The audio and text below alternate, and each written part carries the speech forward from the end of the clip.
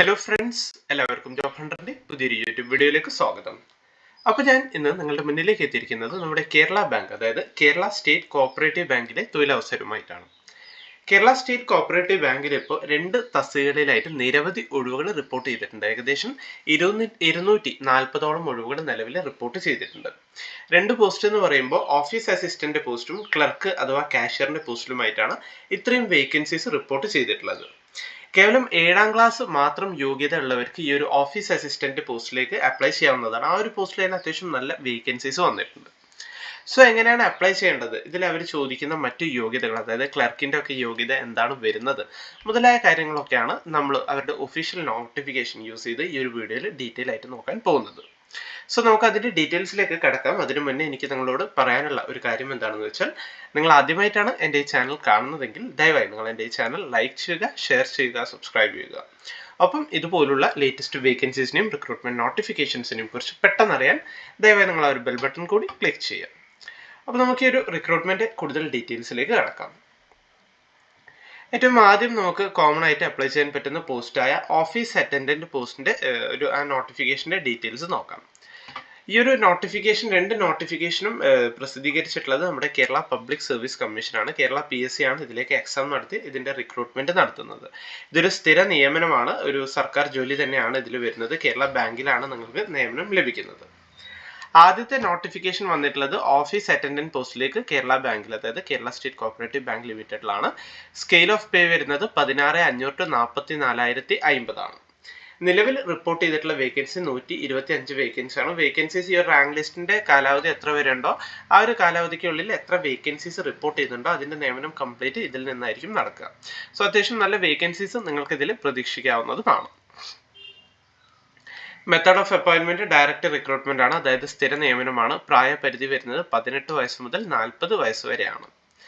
ഇതിന്റെ educational qualification ആയിട്ട് അവർ പറയുന്നത് minimum pass in standard 7th ആണ്, അതായത് 7ാം ക്ലാസ് പാസ് ആയിരിക്കണം എന്നാണ് മിനിമം പറയുന്നത്. അതേപോലെ should not have acquired any degree ഉണ്ടാവാൻ പാടില്ല എന്നൊരു കാര്യം കൂടി അവർ ഇമ്പോർട്ടൻ്റ് ആയിട്ട് പറയുന്നുണ്ട്.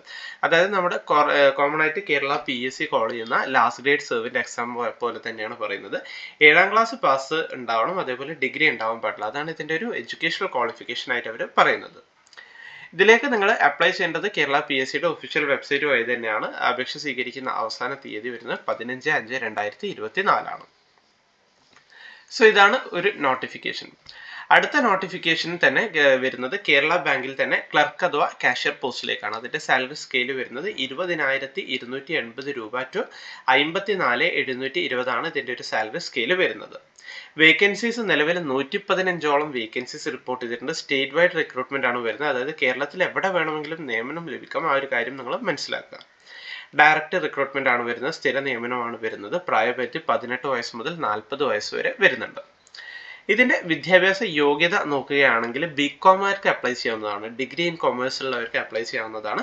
അതല്ലെങ്കിൽ masters degree in arts of A recognised university with cooperation as special subject, അതായത് PG ഉള്ളവർക്ക് അപ്ലൈ ചെയ്യാം. പക്ഷെ അത് എന്ത് ചെയ്യണം, അവരെ ഒരു കോപ്പറേഷൻ ഒരു സ്പെഷ്യൽ സബ്ജക്റ്റായി പഠിച്ചിരിക്കണം എന്നൊരു കാര്യം അവർ പറയുന്നുണ്ട്.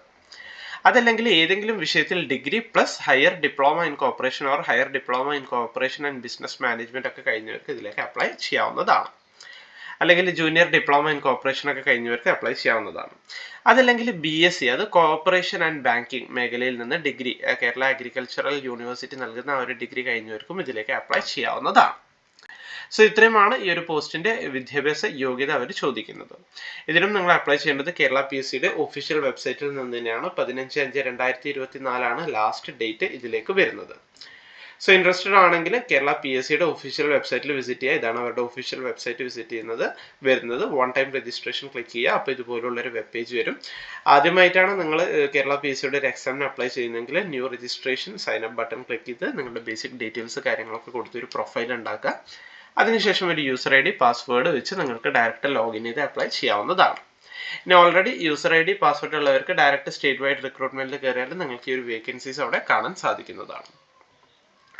സോ നല്ലൊരു അവസരമാണ് നമ്മുടെ കേരള സർക്കാരിന്, നമ്മുടെ കേരള ബാങ്കിലാണ് ഇത്രയും വേക്കൻസീസ് വന്നിട്ടുള്ളത്. നമ്മുടെ നാട്ടിൽ തന്നെ നേടാൻ പറ്റിയ നല്ലൊരു അവസരമാണ്. കേരള ബാങ്ക് നോക്കരം നമ്മുടെ വീടിനടുത്തുള്ള ശാഖകളിലൊക്കെ തന്നെ നമുക്ക് നിയമനം നേടാനുള്ള സാധ്യതയും വളരെ കൂടുതലാണ് ഇതിലൂടെ ലഭിക്കുന്നത്.